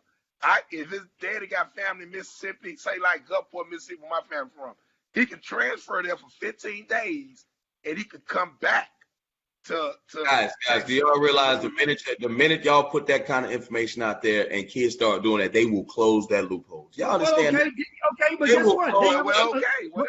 But until then, you can do it, Chris. It's been done. Yeah. I'm not telling you what I heard. I'm telling you what I know. That's the way. If you want to get around it, but most people have the egos are in the way. And when the egos get in the way, then that's one of the things that you pay. I'm gonna go to this school instead of just throwing a miss. They could have went over to Lutheran North High School, but that coach got to be understanding. He got to be down with it. So tell me, because we're in the business of elevating kids, elevating people's minds, and doing it for the kids. Tell me how the coach again, I'm not dissing the coach at North Forest. I don't know him. Tell me how that's helping the kid. He did his part because you're in people's lives for a reason, a season, or a lifetime. Right. He wanted to be there for a lifetime. When you know you got a shelf life with these kids. Am I right, Harry? Yes, sir. So what I'm saying is, guess what? He did his part. He put the kid in a better situation where he can leave. Tell me how the UIL is helping kids by doing what they're doing. I'm down. Tell me how they're helping. Pat, tell me how they're helping. Well, first of all, you talking about the culture, like Jimmy Hicks said. You got to watch what you put on social media because that young man was putting. And that's not the question I asked you. That's not the question I asked. I agree with you. I agree with you on that. Tell me how they're helping kids. Because all they do is say no. So tell me how they're helping kids. Tell me what the UIL does to help kids. I don't think the UIL is there to help kids, Chris. Exactly. They just aren't they just a rule enforcement? They're just a rule enforcement. Adam, am I right? Yeah, no, you're right. Yeah, their job is to enforce the rule. The rules of their hold up. Their job is to help enforce the rules of their member institutions. So what you're saying is we need to go at some of these principals and some of these coaches because that's where the rules are coming from. Because they're just the police, is what you're saying. Yeah, so the problem should be with the principals. Yeah, I think, and the UIL is getting a lot of blame, and they're going to get the blame. But I think I think Hatter, you asked earlier, does the UIL have too much power? I think the better question might be, do the coaches have too much power? Because they're the ones, do the coaches or I guess the member schools, if you want to call that, do they have too much power? Because if it's going to change, it's going to be on them. But Adam, here's the deal though. Last point I make about this. You're saying even though they're serving their member institutions, when they're on that stand and those people giving those testimonies, those coaches aren't up there. It's those 6 members. That's and true. they're rendering a decision. Sometimes it's this and sometimes it's that. So it has nothing to do with the member institutions. It's those people up there making a decision. Yeah, and they're the ones. Yeah, when you look at it, they're the ones that are making the decision, denying the appeals, approving the appeals. But a lot of people may not know that. Like technically, what we're talking about is the UIL works for its members institutions. A lot of people don't know that. Hey, Pat. The UIL Pat, Give me a second, Chris. Go on. Because I want us to continue this. It's a great conversation. But Chris, it's Women Rock Wednesday, and we did not acknowledge it's Women Rock. No, it's Women Rock Wednesday. I'm not gonna ever stop that because we got Lori Dawson, Latrice Hughes. Hold up, Latrice Hughes, Wendy Johnson, Tanisha Rogers, Shirley Nikwe, and I added an extra woman because y'all went extra long, Madonna Johnson. I got this Women Rock Wednesday. I got to acknowledge the women in the boom room today. So now, gentlemen, you can carry on. Hey, you got a question from one of them? Hey, I got before you ask, get a boom room. Jimmy, let me ask one question, Pat. Pat, has a star player ever won a UIL decision? A star player like DeMond, have they ever won? Yeah, it's been some star players won. Let me think about it, but it's been some won, but they had it together, like Jimmy said. They went in there with a lawyer. They parents, they was educated on it. And so nobody you know of, like the recent, like a star player. You can say Hornsby. Hold on, let me tell you one right now. I don't know. I'm asking. Dude, Marcus Smart had to go through this when he was at high school. Remember, they rented a house, but that was alleged from one of the summer coaches. Marcus Smart had a big national. It made national news. He was ruled eligible for Flower Mound Marcus. He was an All-American. Naming Marcus, that's naming Marcus territory. Well, you had to get that Marshall. Yeah, Hornsby's a notable name. Like he's gonna end up being a top kid. Yeah, he was a top kid. Yeah. Mm-hmm. Yeah. So in this situation, another thing that came up yesterday, guys, and I want to chime in on this. And this is nothing that's been left out of. Like I said, so many things about the situation on the UIL hearing about the young man Demond Dumas. And he's committed to Texas A&M. If you didn't know, he's about 6 foot. He's about 6'4", something like that. 6'4". Last time I saw him, 6'4". Jumps out the gym. Very strong athlete. He has a chance to make some bread playing wide receiver. I mean, seriously. And Houston and the greater Houston is one of the most fertile grounds for wide receivers. Basketball stars play wide receivers that makes it to the NFL. We have a string of them that's done so from out of this probably greater Houston. He's probably next in line if things go right. Now, here's the thing that came up. That kid's the best. Adam got Evans #1, but that kid's #1 in my book, state and everything. But you can say 1A, 1B. Yeah, you're right. No, that's you fair. That's completely fair. Demond is y'all seen him. We don't have to get deep into it, but y'all seen him on Twitter doing a 360 dunk. Dude, long jumps, like he didn't lose a long jump when he was in track. For real. Yeah, he's an incredible athlete. Yeah, so, absolutely. Here's something that we need. Hold on, Pat. Here's something that we need to talk about. And this is the thing that's hidden behind all of this, because it always seems like it comes last when it should have came first. And one of the things was that came out in the hearing. The young man did not go and pass the STAR test. He has not even taken the SAT yet. Or the ACT. Oh, I'm about to go there. Mm-hmm. So all this stuff about I'm doing this for the kids. I'm picking you up in the red Porsche. Exactly. Why the hell wasn't you taking them to SAT prep or the STAR test prep? And that's the part where, this the part right there. I feel bad. Well, why wasn't the school that we was at? Why weren't they doing it? They asked them that, and they said, here's the first accusation came from the family, the parent, the relatives. The relatives claimed, like Adam said earlier, it was a lot of here's hearsay and dart shot across the room. The parent says that the school wasn't trying to do anything to help this kid get qualified. And then the coach came and spoke from that North Forest High School, and he claims that on several occasions when the kid had STAR test prep, the granddad would come and pick him up early from school and take him away because he had to go and probably went to training from what they're thinking over at Tomball.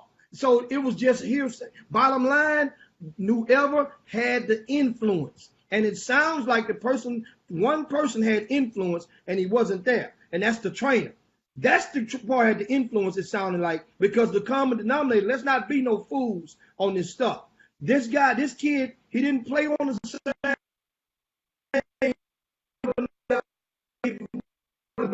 at first, but he's on spring, and that's the same trainer, and they have tested, they say this guy trains over 50 players, 50 players from 50 different high schools, this trainer. I talked to him earlier this morning, and I gave him the opportunity and invited him to come and join this conversation. He denied.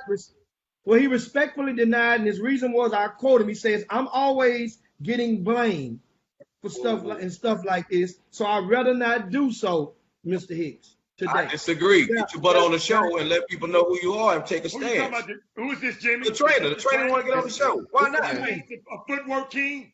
Hey, if it was first take, he'd get his butt on the show. Get on the show. But he didn't, sometimes people didn't know, before you go on a first take, you kind of have an idea what it is. So he wasn't privy to the chop shop. So I invited him. I say, well, you can watch it. And guess what? Get on the show. Because we definitely going to talk about it. Jimmy, I got a disclosure for you. What's that? I got a disclosure for you. Mm-hmm. You know how I am with social media. I never DM people at all. I saw this guy training about 2 years ago, and I asked him to come on the chop shop. And he never replied back to me. Really? Yes. Hey, Jimmy, can I ask you a question? I got the receipts. So he don't want to get on, but he need to man up and come on the show. But Jimmy, ask you a question. You talk about grades. Hey, Pat and Adam, let me ask y'all a question. If a kid was going to an underperforming school and was a really good athlete, right? Underperforming. They don't have to start tests, and it's just underperforming. You telling me that just because he's a good athlete, he couldn't leave and they would deny him, and the school is underperforming? They're not gonna pass that time, Bob. Be underperforming. What do you mean? Maybe they can. What do you mean not gonna pass? The idea was that Tomball was a better environment, and listen, I'm an HISD graduate. And I know Andre Walker, the athletic director. I know people hate this, but a lot of it is bashing HISD and the capability they have to get kids ready. But the idea from Damon's family was get him in Tomball. It's a better environment, better education, and he can get his grades up. That's what the idea was from them. And they do say that his grades were getting better. So yeah. But at the end of the day, that kid had a bunch of choices to make. He could have got to any school. North Shore wanted him out of middle school because North Shore got a bunch of kids from Forest Brook Middle. Heights wanted him, and he could have went there. That kid did not want to leave the hood. That was the problem. So all that stuff now, what they saying, man, it's too late for that because he knows. So if he don't make, so if a 14-year-old kid don't make the, think about it. If a 14-year-old kid don't make a decision, he should be held. Are you serious right now? Are we really going there? No. He in middle school, Pat. Chris Walker. Let me explain something to you. Now, we can get on something. It's bad over there, like we were saying the whole time. Every kid I know come from Forest Brook Middle, can play, they get the hell away from there. Demas, you had Josh Reed went to the Heights, the receiver from North Shore, the kid just committed to A&M. He went to Forest Brook Middle. Okay? What I'm saying is, Demas know he needs to get out the hood. He didn't want to get out. He's 14. Wait, no, don't use that age. Hey, man, don't use that age stuff as an excuse. Because all these don't kids, use the 14-year-old. Come on, man. Hey, let me tell you something, man. I deal with kids leaving junior high, stay in communities like Sunnyside and all that. It's a lot of kids over there would not go to Worthing because it's bad. And they ain't even the parents making decisions. Those kids getting away from there. Demons knew that. Demons didn't have a clue how good he was, and he wasn't mature. I was telling Adam this before the show. He didn't realize what his future was. Exactly. So So Pat, that answers my question. Just because he didn't know he was going to be a star, he wasn't mature enough. I got kids that in college make bad decisions. I had a recruiting kids as an agent make bad decisions. And you going to tell me a 13, 14-year-old kid should know if he's going to be a major player, that he should leave his neighborhood where he's comfortable? That's insane to me. Let me tell you something, Chris. You got kids. They might not be mature. They mature not to go to those schools. Even kids don't play sports know not to go to them schools. You got a lot of kids don't play sports. Academic, you was talking earlier. They not even going to their home schools. So let's shut them down then. Let's shut them down then. So you saying the schools are no good? Is that what you saying? Okay, what I'm saying. Yeah, what you say now? Hold on. If the hood is bad and you in a bad community like Sunnyside, like y'all been talking about the whole time about North Forest, you have kids that don't even play sports. I ain't going over there. I'm gonna go to Lamar. I'm gonna go to one of these schools outside suburbs. Use somebody's address. I'll go to the Heights and everything. Because what happened was he was going to the Heights, but the principal denied him because his grades were so bad at Forest Brook. Right, but you also said we started this conversation that why kids always want to leave when they get good. They always want to leave. That's what you said. We started this whole thing. No, I'm not contradicting myself. What I was saying from the beginning, when you start somewhere, like you start over there, and them people are up there, why would you leave? But what I'm saying is if you don't leave because of the reason why you left, you should have thought about that before you got over there. Now, any kid knows that. You ain't got to be mature to know that if you know you're in a bad environment in the school, bad. No matter if you play sports or not. Like I say, this ain't even just going to the athletes. Now, come on, man. You got Sunnyside, Texas. That's the worst area. They rank like number 3 in the country. So you got a kid that go to Woods. Woods are not even open no more. You got kids at Addicts. They know I'm not going to Worthing. I'm going to go to Chavez, Lamar, Madison. I'm leaving because it's too bad over here. They know that. They see a lot of stuff going on, period. So whether they play sports or not, you grow up in them bad communities, you know that. But if you already made that bad and the school helping you, because it's some good teachers in the hood and good coaches in the hood, and the kids decide to go there, they're going to help them out, like this situation right here. And what we're going to do right now, guys, we got a quick announcement to make. I want to remind you guys that are watching on this weekend, August the 31st, over at... No, that's next weekend. Sorry, next weekend. I'm tripping. Yeah. That's what I'm thinking about it. Next weekend, August the 31st, at Goose Creek Memorial High School. Ricky Winslow will be hosting a symposium.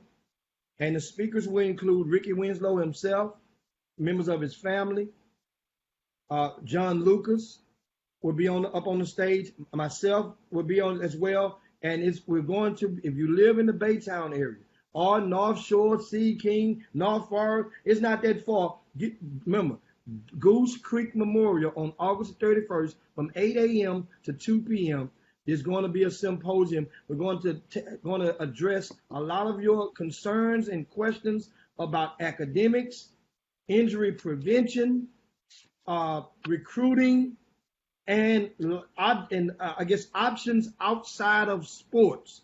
Because far too often, a lot of sports are being forced down our kids' throat. And come to find out, a lot of these kids don't really love the sport as much as you, the grown-up, do. So that's August the 31st, 8 a.m. to 2 p.m. over at Goose Creek Memorial High School. And on the September the 1st, Ricky Winslow is hosting a 3-on-3 tournament. The Chop Shop it's for high school. I'm sorry, for grade school kids only. And once again, if you are interested or have a relative interested, I don't care how good they are or how good they aren't. It's about the opportunity to get introduced to the sport of 3-on-3. And send us an email, chopshophtx@gmail.com. chopshophtx@gmail.com. That's the email address if you're interested in having one of the young persons that's a student, not a student athlete. We want regular students. Matter of fact, if they play ball, I'm not even going to sponsor. They're not going to be on my team. I'm not sponsoring that. I want a regular student. Okay. And so that's going to be August 31st, September 1st. For more info, go to the website, visit baytown.com. We have live with us. We have Adam Coleman of the Houston Chronicle, Pat Truesdale of Bayou City Prep. That's it, right? Yeah, man. Take your time. Hey, Pat. BCP. Yes, sir. Hey, Pat, do you rank? Hey, Pat. I want to know if Pat ranks any white kids because all he do is talk about black kids. hold on. Hey, Pat, get him up off you. First of all, Isaac Hayes, my number one player last year was white. Greg. Oh, where'd he go? Cornell. Where'd he go? He had Where'd he go? Arizona. Okay. Arizona. Arizona. I mean, That dude, that Arizona gonna mess up another quarterback. Yeah, keep going. Hey, Pat, where's the kid? Set the record straight. Huh? Pat, Chris, where's the kid? Set the record straight, Chris. I do believe if you get online and look at football rosters and basketball rosters, what color most of the players are? Black in both sports. Okay, go ahead, Robert. Go ahead. Hey, Pat, quick question. The young fella you brought on our show that had a HBCU offer first, and then he went to Arizona. How is he doing? Yeah. How is he doing? He's doing pretty good. He played a lot last year. He had some little naggy injuries, but he's doing good. He's gonna be all right. Yeah. Now we go to the boom boom room where a few people have questions for you guys, and I'm going to pose them to you right now. Anthony Weston has a question for Pat Truesdale. He says, do you, Mr. Truesdale, encourage kids to transfer? Now, why would he ask me that? Somebody tell you something? You know, it's funny, man. I want to get on air and talk about this. I want to get on air and talk about this. It's a young man, and man, you talked about this before the show, named Bobby Taylor Jr., son of Bobby Taylor. And he went to the Heights. The kid did not want to leave the Heights, but his mom and him moved. It was eligible.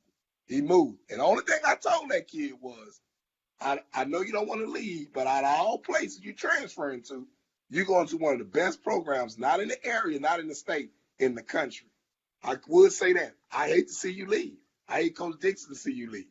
You know, and I know Dixon hurt behind it, but hey, the kid, they moved, and it was legit excuse, and he signed off on it. You know, he said earlier about, no, I wouldn't tell a kid to transfer. My thing is, if a kid not playing and a kid not starting, you have some kids, they good, but they're not good enough to play at certain schools because it's a numbers game.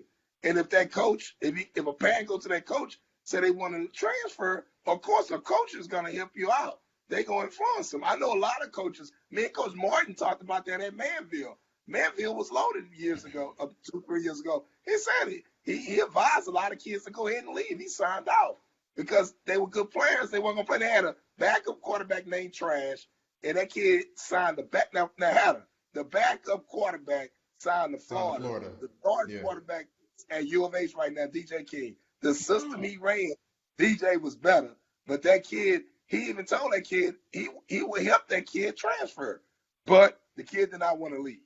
So to answer your question, if a kid not playing, and I think it's fact, because you got some coaches now want you to leave. They just gonna try to be a-holes behind it. But a lot of coaches out there would tell them, if a kid not playing, yeah, I try to transfer to a best school. If it's gonna be controversy, I go to a private school.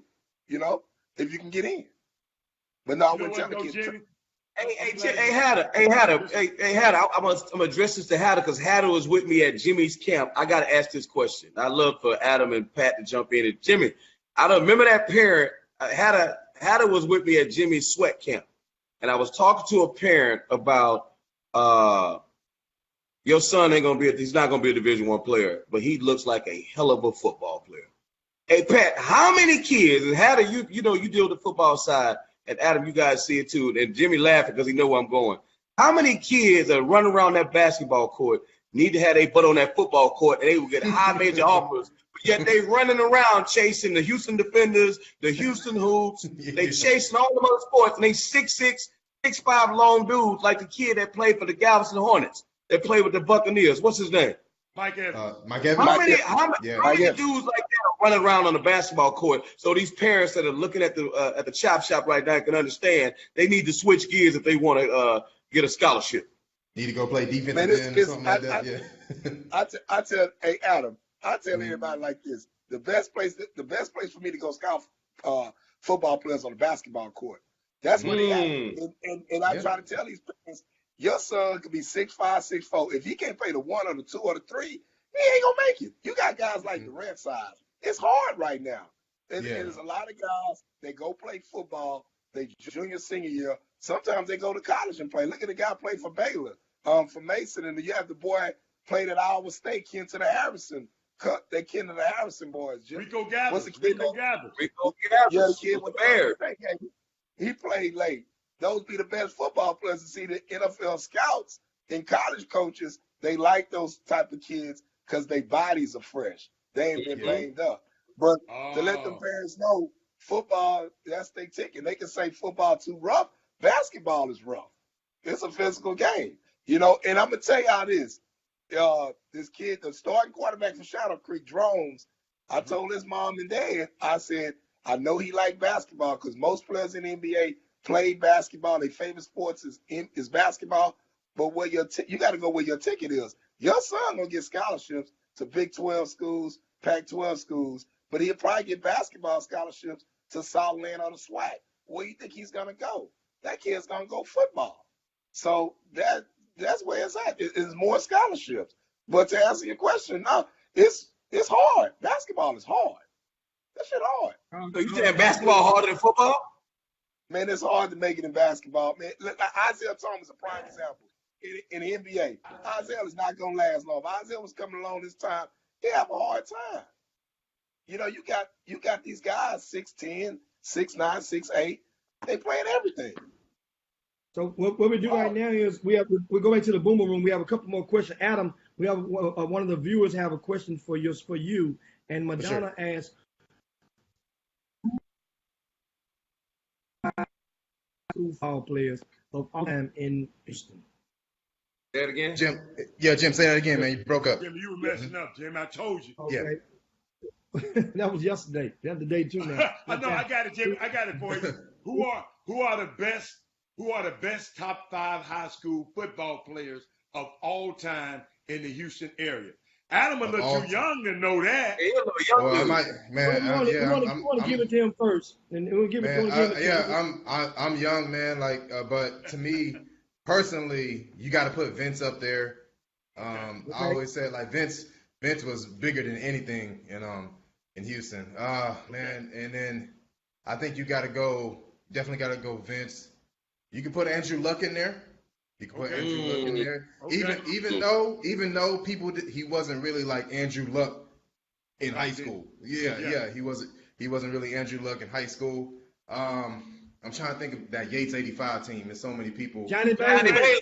Yeah, Bailey. exactly. Yeah, exactly. You gotta put him up there. That's 3. Thurman Thomas. Absolutely, yeah. Absolutely, Thurman Thomas. Yeah. I'm gonna tell you who the best player ever, the best all-around athlete, and the best football player is Hartley Dice. Oh, Yes. Hartley Dice. Yes. Hartley Dice won state in football. He won Yes. state in basketball, and he won state in track, and he went first round in baseball. And far as all-around athlete, him and Vince Young Vince Young and Johnny Bailey are my top 3 players. They were so entertaining too. At the same time, Jimmy, now I can't believe you didn't bring that up, because you love them guys that go from sport to sport to sport to sport. No. I let them answer. They messing up again. What's the other 2, Pat? Who'd you say? You said 3. He said 5. Who are the other 2? I said 3. No. I said my top 3. My 4 from since my era on up. Me as a kid watching, I'm gonna go with Andrew Luck because really Vince Young was an all-purpose, just that freakish athlete. Before his best quarterback, I'm gonna take him number 4. That's Andrew Luck. What about Alfred Williams? Now the best defensive end is a tie. I'm gonna go with Broderick Thomas and James Good. Alfred Williams? I remember Man, Broderick. oh yeah, James Good was a monster. How good was Casey Hampton? How good was Casey? Casey Hampton was unblockable. You couldn't block him. And you got to look at it. You got to understand, Galveston Ball was NFL capital. They had more NFL players in the 90s than any other team. You know what I'm saying? And then you look at Greater Houston area back then before they started building the suburbs, we know HIZ was competitive. But with the question I don't understand, and I posted this up last week, rest in peace, Cliff Branch, it don't make no sense. He's not in the Hall of Fame. It don't make no sense. It don't make no sense. Lester Hayes not in the Hall of Fame. It don't make no sense. It don't make no sense. My boy Otis Taylor, that was the first Randy Moss, and he was better than Randy Moss because he ran across that middle. It don't make sense for him not being in the Hall of Fame from the Kansas City Chiefs. Hold up, number 89. Yes, sir. He was the real deal.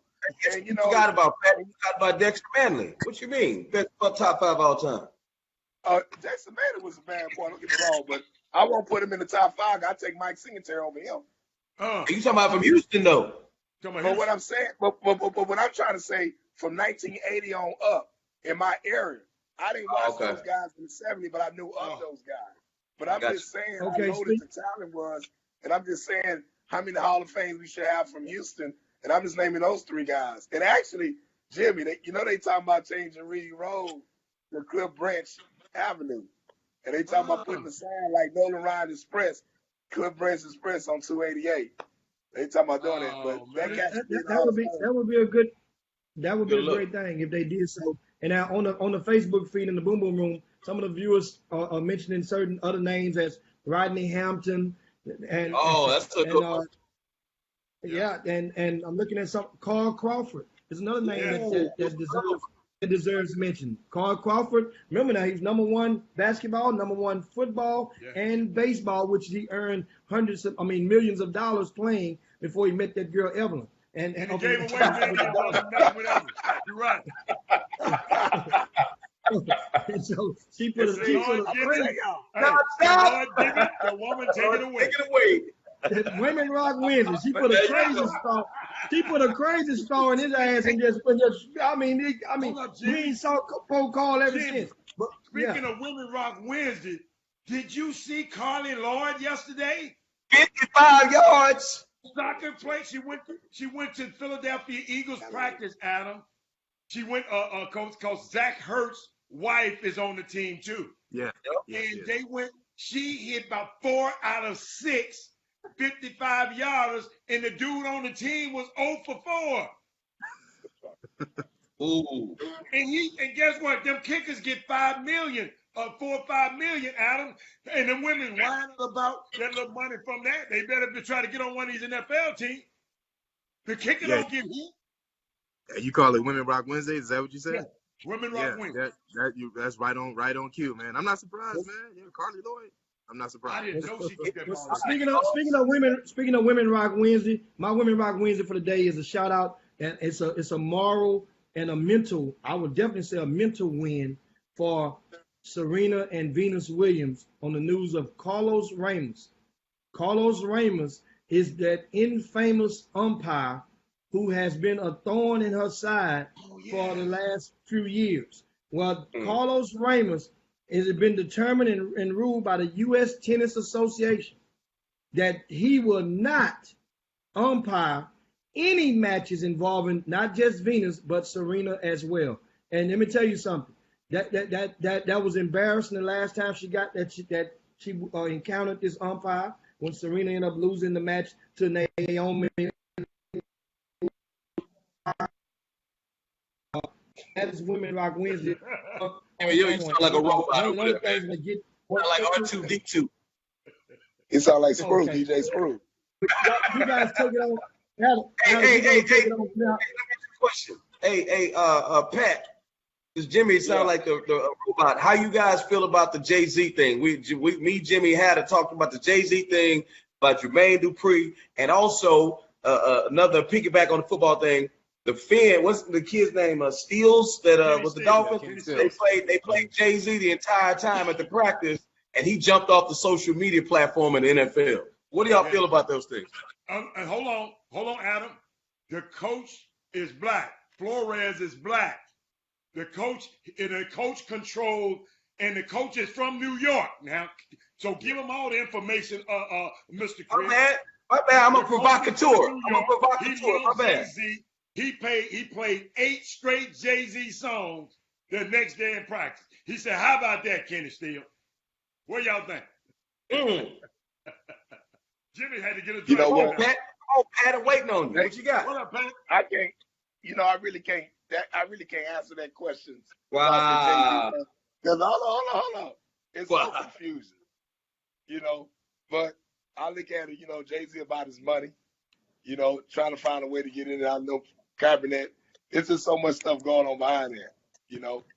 I mean, I let Adam have that question. You just punted, boy. You ain't from the hood. Going on, Adam. He did go to Madison. You're right about that. Yeah. So wait, yeah, I had to catch up. So Kenny Stills, what did Kenny Stills say about Jay-Z? Because I know he had said something. So what did Stills say about Jay-Z? Basically calling Jay-Z a sellout, man. That's what it really comes down to. They call him a sellout.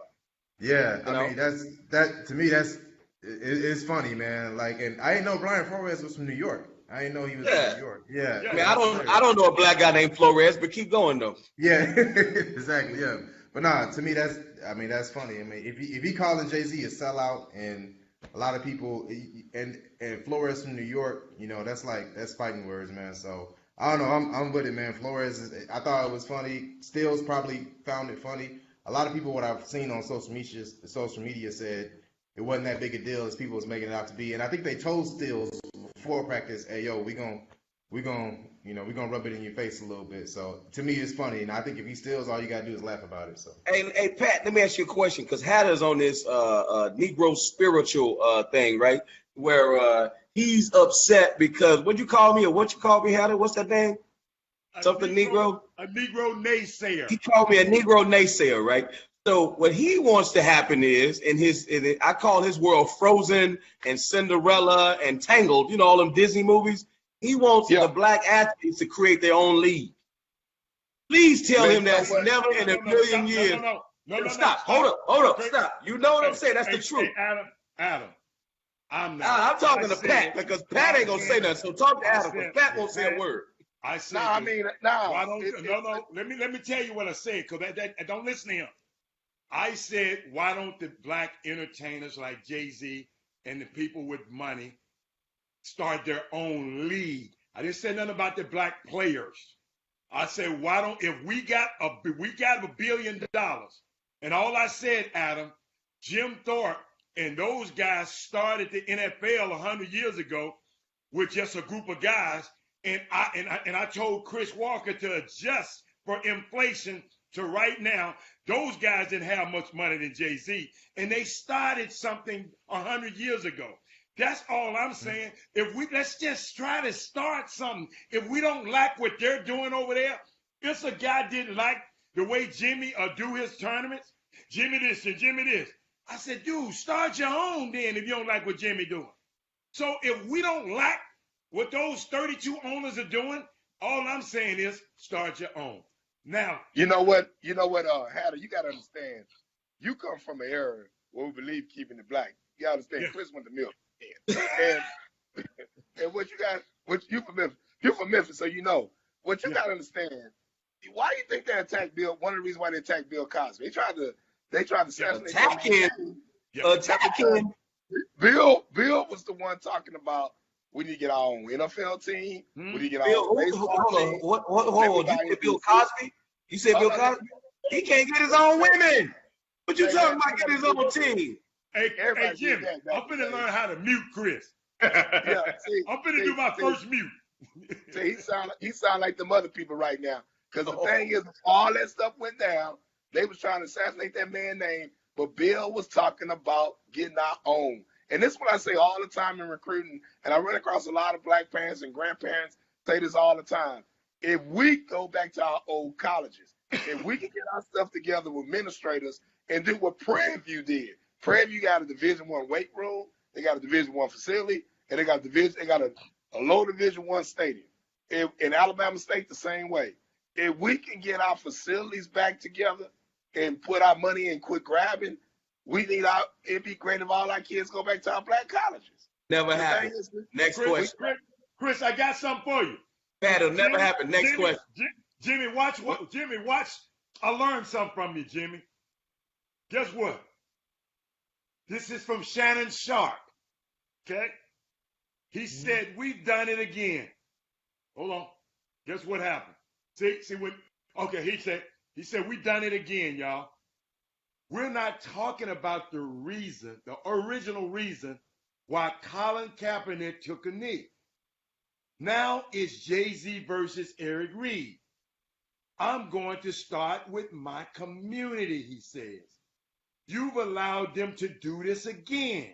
You allowed them to pit us against one another. I said just a few days ago, he just came out with that statement, and that's all I was saying, y'all. How did this turn into Eric Reed and Kenny Stills against Jay-Z? How did this turn into this? Because we got people like Chris Walker. Whoa, Right. whoa. That's not true. Right. I agree. I'm not allowed to ask a question. I'm trying to. Just like I asked Jimmy about his ranking yesterday. He got a little hair up his little butt. All I'm saying is I asked him how he did his rankings. And guess what? He educated people. Let's look under the hood of RCS Sports, how they do things, so people can stop yapping and crying. How does Pat do his rankings? I want to know. Colin Kaepernick has not spoken publicly at all. Why about would this he? whole thing. Why would he? Why would he? For what? He trying to get a job. If he's supposed to be y'all's leader, What leader? He ain't my leader. well, you the one champion his cause. Hey, but you have to admit now, because he took that knee, a lot of stuff is changing.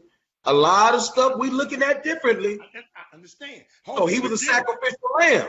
Just like, I'm gonna give you another sacrificial lamb, Hannah. Curt Flood. Remember him? For the free agency. Yes, sir. Sacrificial lamb ruined his career. Pat. Yeah. You know what I'm saying? Yeah. Curt Flood. Google it.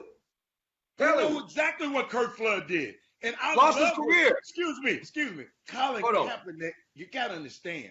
Jimmy, what's my thing? If he was to fly into Houston, I'm going to pick him up from the airport and take him straight to City Hall so we can talk. Because guess who run the police? Guess who Sylvester the police Turner. boss? Sylvester Turner. So guess what? I just find it ironic that when Jay-Z makes a deal with the NFL, it's a problem. But if Colin Kaepernick had ever made a deal with the NFL, it would have been okay. That's a serious problem. to me. Jimmy, didn't he get a settlement? Jimmy, didn't he get a settlement from the NFL? Yes. Yes. So what can he say? No. I'm Go on, talking Jimmy. about I'm he talking can to Jimmy. still talk about social justice. He can still further his cause. But Jimmy, I don't know if you saw this. I know you saw this, but I told you this morning. Stephen Ross, the Players Coalition voted him off the panel. The Players Coalition, Pat, that's headed by Malcolm Jenkins, the players who are covering social justice. He was one of the guys on the panel, and they kicked him off the panel, Stephen Ross, because of the things Kenny Steele said about him hosting a $12 million gift party for President Trump. They just say that's not good optics, him being on that committee because of that. Jimmy, you can touch on that. It said leave. Yeah. You don't know if it Well, said they vote him can- off. It said leaves. No, Jimmy. they convinced it. They convinced him voted to him off. leave, Yeah. and they basically got forced out of the seat. And the word of the day was optics. And yes, it is. It doesn't a good look because of the fact that the Ross Initiative in sports for equality Rise, and he's a part of this. And it's understand, if you're down with Rise, then you go and host a fundraiser for the president, for this president, and then it's like a conflict of interest. It's a contradictory move, and he acknowledged that. And guess what? Stephen Ross, he said it himself. He defended it. He said, "Listen," he says about Donald Trump. He says, I'm engaged directly and will support things that I deeply care about. Those are his words. And as an active participant in the democratic process. So he basically let you know, I'm down with Donald Trump, and that's what I'm going to do. And guess what? You make a decision and you be accountable for your decision. And that's all with this situation. Yeah. And I'm glad that part is over. That's as far as him leaving that Rise movement and leaving this the Players Coalition. That's You know good. what's unique about Stephen Ross, Pat and Chris? Stephen Ross two of his minority owners are the two women you just mentioned a minute ago, the Williams sisters.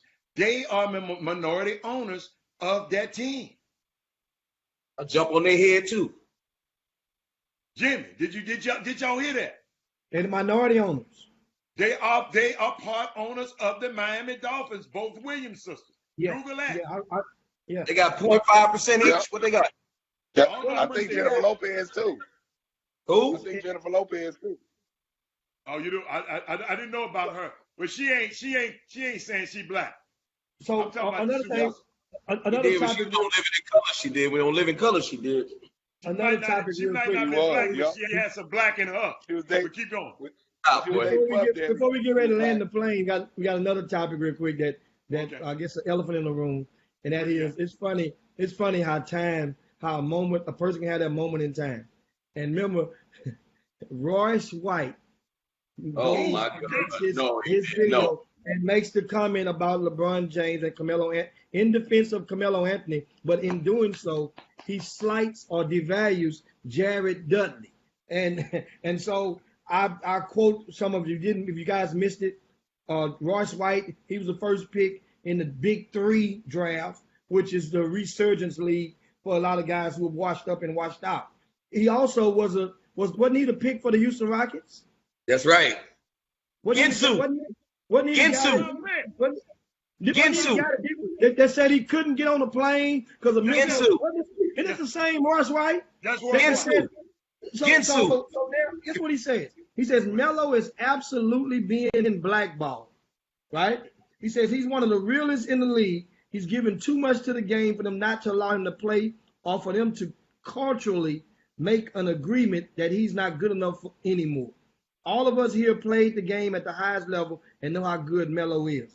Then he goes and says, we know there's no way that the Lakers will go out and sign Jared Dudley and not sign Carmelo Anthony, right? I concur. He said Man, another please. question is, Don't have Melo. and he goes and he mentions LeBron. He said, when a guy like LeBron is walking around out here like he's the face and the voice of the players, how is he letting his banana boat brother hang out in the First of wings all- and then first go of all- sign Jared Dudley? First of all, let's get something straight. First of all, let's get something straight. Y'all know Royce. I don't like to talk about people with mental Leave illnesses, him alone. but Royce White ain't playing with a full day. He's 6'7", the elevator goes 6'6". That's number one. Well, guess what? Second of all, Pat Truesdale is an Antonio Brown lookalike. Third of all, here's the deal. I'm trying to see if he's sleeping over here. So I ain't sleeping. I'm But I gotta ask a question. That man crazy, man. Third of all, yo, man, Jared Dudley, how you know they don't need a leader? And Carmelo Anthony ain't never won nothing in his life. I wouldn't want him on my team either. I'm sorry, LeBron trying to win championships. Why you gonna bring a guy on your team that ain't never won a playoff series? Come on, man. Hey, Pat and Jimmy in the Boom Boom Room. If you notice how quick the Brunsexuals come to his defense, LeBron sexuals. you see how quick they do. First of all, I think that was valid. They're You terrible. got that much excuse me. You got that much kind of clout. You Who's and Rich listening? Paul. Who's listening to Royce White? Are y'all Hold on. serious? I am. Clickbait. Hey, Clickbait. Jimmy, he got that much clout. Wait a minute, he can change the NCAA around. He can, him and what's the boy name? Him and Rich Paul, they can do this and they can do. They can't get his banana boat partner a job. Adder, you need some peanut butter to go with that jelly. But listen though, Come hey on. Pat, hey Jimmy, Yes, I got a what the hell for you. What the hell? Ray Lewis and Lamar Odom on Dancing with the Stars. What the hell? Hey, and guess what? You can see this coming a mile away. It was only 24. It was only 24 hours ago when Lamar Odom, he strategically placed himself in front of a TMZ camera so he can go and let the world know, hey y'all, I've given up porn. But you ain't say I'm giving up that hooter. I didn't give up porn, but you ain't gave that hooter up. Come on, man. What the hell? Anyway, guys, hey man, last before we get up out here, want to remind you. Yeah, man, thanks a bunch, man. Pat Truesdale, Adam Coleman, I know you're still watching. Hey, man, thanks so much, you guys, for chopping up with us on the Chop Shop. Got to get you guys back in. Pat, next week, I'll save all your thoughts because we're going to get you back next week, probably Yeah. on Thursday. You know why? Because you know what next Thursday is? Uh-oh. The big game. North Shore versus Katy. North Shore Yeah, versus baby. Katy. And Yes, guess what? Mr. Yes, Katie. yes. And guess Mr. what? Katie. The Chop Shop gonna have their feet on the grass on that one right there, baby. We right there sideline. And we gonna be right there, but we gonna talk next Thursday. We're gonna bring Pat Trues there. All right. And you guys, East there, Kings. Man, I know you better stop talking about me in gentrification. I know that. I better watch you, boy. Oh, Hey, man, look you're here. I'm gentrified. gonna put Charles. Hey, Walker. I'm gonna put Charles White back on you, man.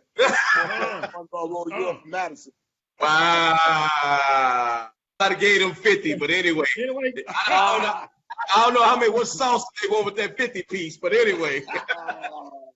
I'm up out of here, guys. Make sure y'all share the show before you get up out of here, man. Hey, it's time to yabba dabba do this thing and slide down Dino's back. Guess what, guys? I'm tipping my brim. Chop shop. We'll see y'all later. Hey, we ain't more popcorn now.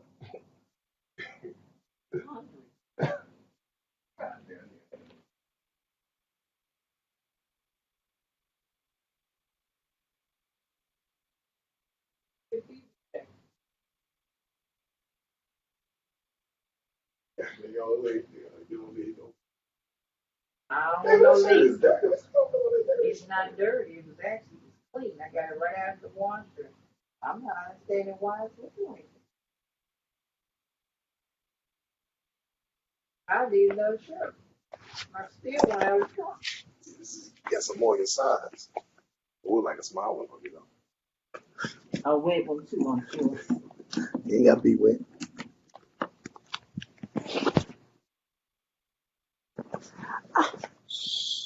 You still on?